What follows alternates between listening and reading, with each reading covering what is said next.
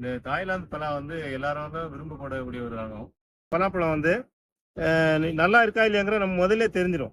நம்ம அதை செக் பண்ணாம கொடுத்தோம்னா அவங்க வாங்கிட்டு போயிட்டு அவங்க ஆசை ஆசையா கட் பண்ணும்போது அந்த பழம் வந்து டேஸ்டா இல்லைன்னா நம்மளை திட்டுற மாதிரி ஆயிடும். அதனால தான் அந்த காலத்துல பழங்களை கொடுக்கறதுக்கு முன்னாடி இதே மாதிரி செக் பண்ணி கொடுப்பாங்க. பலாப்பழம் இப்படி யாருமே கட் பண்ணிக்க மாட்டாங்க.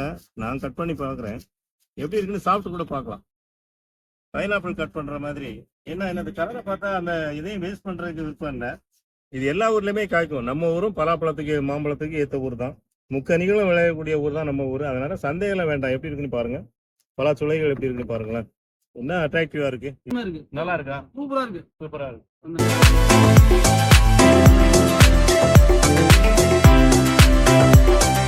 வணக்கம். நம்ம இந்த வீடியோல பாக்குறது டான்ஸ் யூரியாங்கிற ஒரு தாய்லாந்து பலா. இந்த தாய்லாந்து பலா வந்து எல்லாரும் தான் விரும்பப்படக்கூடிய ஒரு ரகம். ஏன்னா இது வந்து மார்க்கெட்ல இருந்து பழங்கள் இப்ப இன்னும் வரல. செடிகள் கிடைக்குது, தாராளமா கிடைக்குது. ஆனா பழங்கள் கிடைக்கல. ஏன்னா இப்ப இந்த செடிகளே வர ஆரம்பிச்சு ஒரு 3-4 வருஷம் தான் ஆகுது. இதனுடைய காய்ப்பு தன்மை பாத்தீங்கன்னா ஒரு 3 வருஷத்துக்கு அப்புறம் தான் காய்க்கும் ஆரம்பிக்கும். அதனால வந்து இப்போ எல்லா இடத்துல பழங்கள் இருந்தாலும் காய்கள் கம்மியா வருது. காய்கள் வந்தாலும் அவங்க சொந்தக்காரங்களுக்கோ ஃப்ரெண்ட்ஸுக்கோ ரொம்ப விஐபியா இருக்கவங்களுக்கு அந்த பழங்கள் கொடுத்துறாங்க. மற்றபடி மார்க்கெட்ல பழங்கள் கிடைக்கல. ஒரு டிமாண்டான ஒரு வெரைட்டி. டிமாண்டுன்னு சொன்னா எப்படின்னா நம்ம எவ்வளவு தெரிஞ்சவங்களா இருந்தா கூட அவங்க ஏதாவது சாக்கு போக்கு சொல்லி இந்த பழத்தை நமக்கு தர்றதுக்கு தவிர்ப்பாங்க. ஆனா நம்ம ஹரிதாஸ் சார் வந்து நம்மகிட்ட கொடுத்தா அது ஒரு 1000 பேருக்கு 1,00,000 பேருக்கு அந்த மெசேஜ் பாஸ் ஆகுதுங்கிறதுக்காக நமக்கு இந்த பலாப்பழம் கொடுத்தா இருக்காங்க. அவங்களுக்கு முதல்ல இந்த தேங்க்ஸ் சொல்லிக்கிறேன். பழத்தை கட் பண்றதுக்கு முன்னாடி இதனுடைய உள்ள சுளைகள் எப்படி இருக்குங்கிறத பார்க்கலாம். பொதுவா இப்போ ஒரு பலாப்பழத்தை பொறுத்த வரைக்கும் யாருக்கா பிரசன்ட் பண்றோம் இல்ல சொந்தக்காரங்களுக்கு கொடுக்குறோம்னாக்கா இது மாதிரி சூந்து கொடுப்பாங்க. சூந்து தான் கொடுக்கணும்னு சொல்லுவாங்க பழைய காலத்துல. ஏன்னா அது கொடுத்த சுளைகள் வந்து நல்லா இல்ல, பலாப்பழம் நல்லா இல்லைனாக்கா அவங்களுக்குள்ள சண்டை வருமா, வேணும்னு ஏதோ அவங்களுக்குள்ள மனஸ்தாபம் வரும்னு பொதுவா சொல்லுவாங்க அந்த காலத்துல. எதுக்கு அதை மாதிரி சொன்னாங்கன்னா நம்ம இது மாதிரி செக் பண்ணி கொடுத்தோம்னா அந்த பலாப்பழம் வந்து நல்லா இருக்கா இல்லையாங்கிற நம்ம முதல்ல தெரிஞ்சிடும். நம்ம அதை செக் பண்ணாம கொடுத்தோம்னா அவங்க வாங்கிட்டு போயிட்டு அவங்க ஆசை ஆசையா கட் பண்ணும்போது அந்த பழம் வந்து டேஸ்டா இல்லைன்னா நம்மளை திட்டுற மாதிரி ஆயிடும். அதனாலதான் அந்த காலத்துல பழங்களை கொடுக்கறதுக்கு முன்னாடி இதே மாதிரி செக் பண்ணி கொடுப்பாங்க. அதே மாதிரி தான் நானும் பார்த்துருக்கிறேன். இது எனக்கு நல்லா இருக்குன்னு தெரியும். ஒரு விஷயம் உங்களுக்கு சொல்லணுங்கிறதுக்காக அப்படி சொன்னேன். பாத்தீங்கன்னா இந்த சுளைகள்ல சுளைகளுடைய ஃபுல்லாவே இருக்கு. இந்த மேல உள்ள தோல் கூட ரொம்ப மெலிசா இருக்கு. சுளையோட திக்னஸ் அதிகமா இருக்கு. அதே மாதிரி இந்த தோல் வெளிப்புற தோல் வந்து ரொம்ப சின்னதா இருக்கு. இதில் பார்க்கலாம், நீங்க மெலிசா இருக்கு. அதே மாதிரி ஒரு சுளையோட திக்னஸ் இதுல பார்க்கலாம் பாருங்க. சுளையோட திக்னஸும் அதிகமாவே இருக்கு.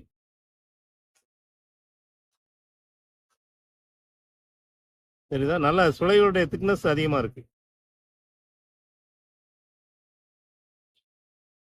அதாவது இந்த சீட்லெஸ் ஜாக் சொல்லுவாங்க. சீட்லெஸ் ஜாக்னா பைனாப்பிள் மாதிரி கட் பண்ணி சாப்பிடுறது. அதே மாதிரி இந்த பலாச்சுளை கூட கட் பண்ணி சாப்பிடலாம், பலாப்பழத்தை சாப்பிடலாம் போல இருக்கு. ஏன்னா சதை பகுதியே கம்மியா இருக்கு பாருங்க. பலாப்பழம் நம்ம பொதுவா இப்படி கட் பண்ண மாட்டோம். இந்த பழத்தை வந்து அப்படியே கட் பண்ணி கூட சாப்பிடலாம். பலாப்பழத்தினுடைய தோல் வெளித்தோல் மெலிசா இருக்கிறதுனால நான் பலாப்பழம் யாரும் இப்படி கட் பண்ணிங்க. இது பலாப்பழம் இப்படி யாருமே கட் பண்ணிக்க மாட்டாங்க. நான் கட் பண்ணி பார்க்குறேன், எப்படி இருக்குன்னு சாப்பிட்டு கூட பார்க்கலாம். பைனாப்பிள் கட் பண்ற மாதிரி. என்ன இந்த கலரை பார்த்தா அந்த இதையும் வேஸ்ட் பண்றதுக்கு விருப்பம் இல்லை.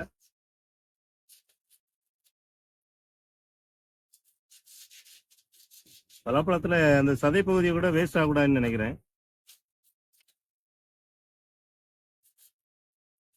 லேசான பால் தான் வருது. இந்த பலாப்பழம் பொதுவா தாய்லாந்து இந்த ரெட் பலா வந்து நல்ல கிரஞ்சியா இருக்கும் சாப்பிடும்போது. ஒரு நம்ம சாதாரண பலாப்பழம் மாதிரி இனிப்புத்தன்மை இருக்குன்னு சொல்ல முடியாது. ஒரு 14-18 பிரிக்ஸ் தான் இருக்கும். பொதுவா நல்ல இனிப்பான பலா வந்து ஒரு 30-35, இப்போ ஜெயத்தேட்டத்திலாம் 38க்கு மேலே இருக்கும்.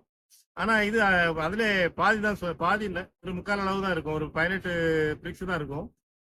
சுகர் பேஷண்ட்டும் சாப்பிடலாங்கிறது 1-2 சுளைகள் இதுல சாப்பிடலாம். மற்ற பலாப்பழம்னா உடனே சக்கரை சத்து ஏறும். இதுல அந்த அளவு ஏறாது. ஒரு லிமிட்டான அளவு, ஒரு 2 சுளையோ 3 சுளையோ சுகர் பேஷண்டா இருந்தா கூட சாப்பிடலாம், அந்த அளவு இருக்கும். ஆனா திகட்டாது. அதாவது மற்ற பலாவுக்கும் இதுக்கு என்ன வித்தியாசம்னாக்க இதனுடைய சுளைகள் வந்து நம்ம சாப்பிடும்போது திகட்டாது, போதுங்கிற ஒரு வார்த்தை வராது. அது மாதிரி சாப்பிட்டுக்கிட்டே இருக்கிற மாதிரி இருக்கும். இதை கட் பண்ணி பார்க்கலாம் இன்னும்.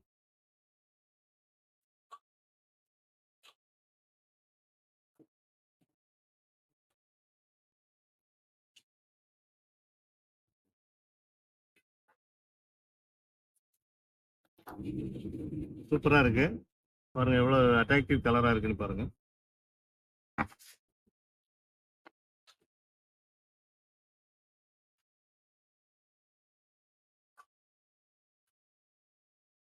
நல்ல டார்க் ரெட்டா இருக்கு. இந்த கலர் பாத்தீங்கன்னா நல்ல டார்க் ரெட்டா இருக்கு.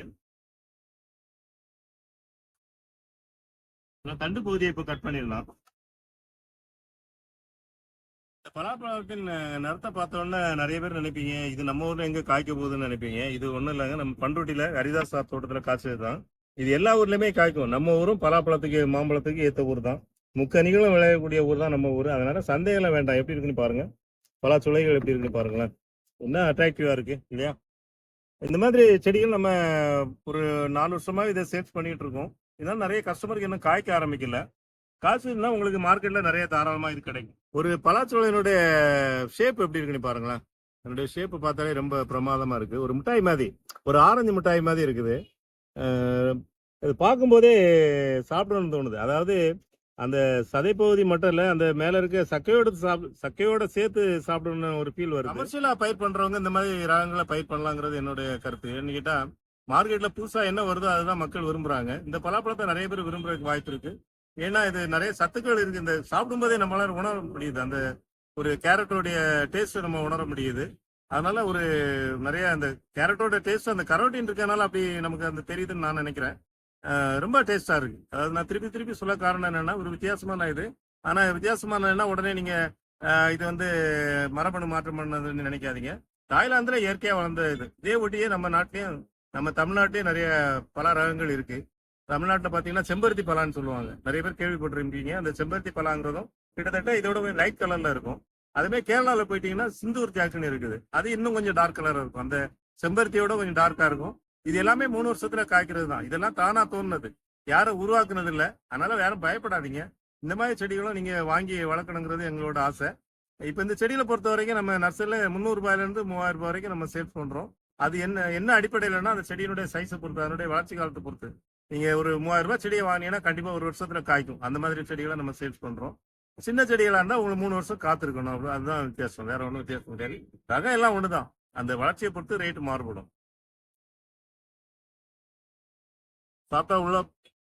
சாப்பிட ஆரம்பிச்சா ஃபுல்லாவே நானே சாப்பிடுவேன். நல்லா இருக்கு. ரொம்ப இனிப்பு இல்லாதனால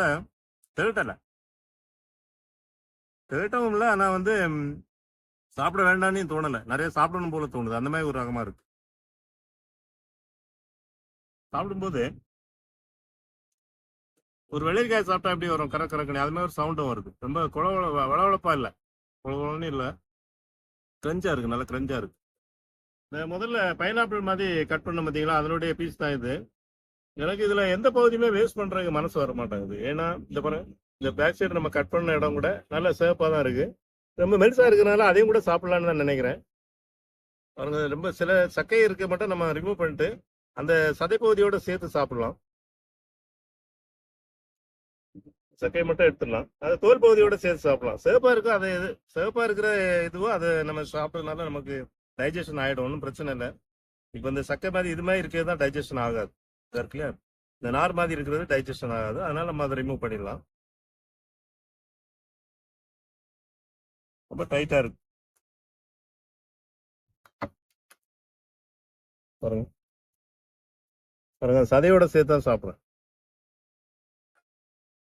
ரொம்ப சூப்பரா இருக்கு. யாரும் இது மாதிரி ட்ரை பண்ணிக்க மாட்டாங்கன்னு நினைக்கிறேன்.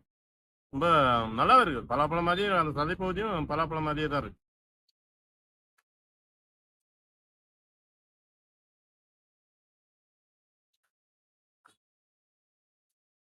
சார் வணக்கம். இப்போ நம்ம நர்சரிக்கு தென்னஞ்செடி வாங்குறதுக்காக வந்தாங்க. அப்ப நம்ம இந்த பலாப்பழம் கட் பண்ணிட்டு போய் பார்த்தோம்னா என்ன வெரைட்டி அப்படின்னு யாருக்கும் கேட்க தோணும். அதாவது அப்படி கிராஸ் பண்ணி போனாலும் யாரும் போக மாட்டாங்க. திருப்பி யூ டர்ன் பண்ணி வாசனை மட்டும் இல்ல, கலரும் இருக்கும். சார் நீங்க எங்க இருந்து வந்தீங்க? பண்ருட்டி பக்கமா? இது திருநெல்வேலிக்கு அல்வான மாதிரி. ஏன்னா உங்க ஊர் வந்து பலாப்பழத்துக்கு ரொம்ப ஃபேமஸான ஊரு. உங்களுக்கே நாங்க பலாப்பழம் கொடுத்து காசு பாருங்க. அது ரகசியத்தை பண்ருட்டிக்காரருக்கு சாப்பிடுங்களா? நீங்க திருவள்ளூர் தானே? திருவள்ளூர். சாப்பிட்டது எப்படி இருக்கு? நீங்க பலாப்பழம் ஏற்கனவே சாப்பிட்டுருப்பீங்க, வேற ஏதாவது பலாப்பழம்? பலாப்பழம்னா எங்க ஊர் போக மட்டும் தான் சாப்பிடுவோம். ஓ, அவர் கொடுப்பாரு உங்களுக்கு? நான் காலேஜ்ல இருந்து இவர் வீட்டு தான் எனக்கு வருது படம். ஓ, சரி. 15 வருஷமா வந்துட்டு இருக்கு. 15 வருஷமா. பஸ்ல ஏத்திடுவாரு, இங்க வந்து நாங்க இருப்போம். ஆனா இது வந்து பலாப்பழம் மட்டும் ஒரு ஒரு உறவு, ஒரு பாலமா இருக்கு உறவு. நான் சின்ன வயசா இருக்கும்போது கூட கிட்டத்தட்ட 30 வருஷத்துக்கு முன்னாடி என் மாமா அங்க ஒர்க் பண்ணாங்க சென்னையில. அவங்க யாராவது ஒருத்தர் ஃப்ரெண்ட்ஷிப் கொடுக்கணும்னா ஊர்ல இருந்து பலாப்பழம், எங்க வீட்டுல இருந்து பலாப்பழம். அது நீங்க இப்ப சொல்லும் போது எனக்கு அது ஞாபகம் வருது. ஏன்னா ஒரு உறவுக்கு அது எவ்வளவு ஒரு ஃப்ரெண்ட்ஷிப்புக்கு, ரிலேஷன்ஷிப்புக்கு இப்போ ஒரு எவ்வளவு ஒரு தொடர்பை ஏற்படுத்துது பாருங்க. இப்போ அதை குறிப்பிட்டு நீங்க சொல்றீங்க. அருமையா இருக்கு. நல்லா இருக்கா? சூப்பரா இருக்கு. சூப்பரா இருக்கு. அந்த நெய்வேலி பார்க்கக்கூடிய ஈக்குவல் டேஸ்ட் இது வந்து டேஸ்ட் வருது. வேற என்ன நீங்க ஃபீல் பண்றீங்க? நீங்க பண்றதுக்காக சொல்லுங்க. இல்ல, எனக்கு இந்த டேஸ்ட் வந்து அங்க இருக்கிற சேம் டேஸ்ட் வருது. மத்த இடத்துல கிடைச்சதுன்னா வந்து அது இங்க வந்து மானாவாரி பயிரா தான் வந்து இது பண்ணுவாங்க. ஆமா, பண்ருட்டில மானாவாரியா பண்ணுவாங்க. ரெண்டுமே இருக்கு. ஆக்சுவலா பண்ருட்டி இன்னொரு ரவுண்ட் பாத்தீங்க, ரெண்டுமே இருக்கு. தண்ணி வைக்கிறது உள்ள இடமா இருக்கு, அதாவது நல்ல பெட்டை லேண்டும் தண்ணி வளமான இடமா இருக்கு, மானாவாரி இடமா இருக்கு. மானாவாரி இடமா இருக்கு. எங்க வந்து மேக்ஸிமம் பாத்தீங்கன்னா மானாவாரி இடம். மானாவாரி தான் டேஸ்ட் அதிகம். டேஸ்ட் அதிகமா. ஆமா, அதே ஈக்குவலான டேஸ்ட். அதுக்கு என்ன காரணம் தெரியுமா? உங்க ஊர்ல இருந்து தான் வந்திருக்கு இந்த பழம். பண்ருட்டில ஹரிதாஸ் சார் தோட்டத்துல இருந்து தான் வந்திருக்கு. அதனாலதான் அந்த டேஸ்ட் இருக்கு. நம்ம கொஞ்சம் மலையாடி வரவங்களையோ இல்லைன்னாக்கா நல்ல தண்ணி மழை அதிகமா பெய்யற இடங்களோ வைக்கும்போது கொஞ்சம் டேஸ்ட் மாறும். ஆனா வந்து மழை பெய்யும் போது எல்லா பழமுமே உங்களுக்கு டேஸ்ட் மாறும். இந்த வருஷம் கொஞ்சம் எல்லாருமே மாறி இருக்கு. அது உங்களுக்கே தெரியும். ஏன்னா நீங்க சார் சொன்னதை பார்த்தா எனக்கு கொஞ்சம் ஒரு பழைய ஞாபகங்கள்லாம் வந்துருச்சு. இப்போ வரைக்கும் நாங்க கண்டினியூ பண்ணிட்டு இருக்கோம். ஓகே. ஆமா, அதான் ஒரு ஃப்ரெண்ட்ஷிப்பை உருவாக்கக்கூடிய ஒரு பலாப்பழத்துக்கு அந்த மாதிரி ஒரு மகத்துவம். மற்ற பழங்கள் இப்போ வாழைப்பழமோ ஒரு மாம்பழமும் கூட அப்படி சொல்ல முடியாது.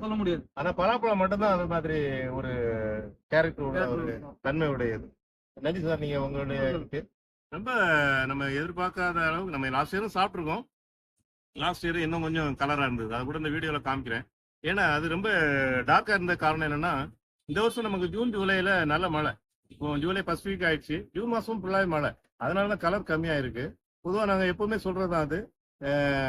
மழை அதிகமா போகும்போது இனிப்பும் கம்மியாகும், கலரும் கம்மியாகும் பொதுவா பலாப்பழத்துல. லாஸ்ட் இயர் இதை உங்களுக்கு காமிக்கிறோம் பாருங்க. அதுல வந்து இன்னும் டார்க் ரெட்டா இருக்கு அந்த டாங் சூர்யாங்கிற வெரைட்டி.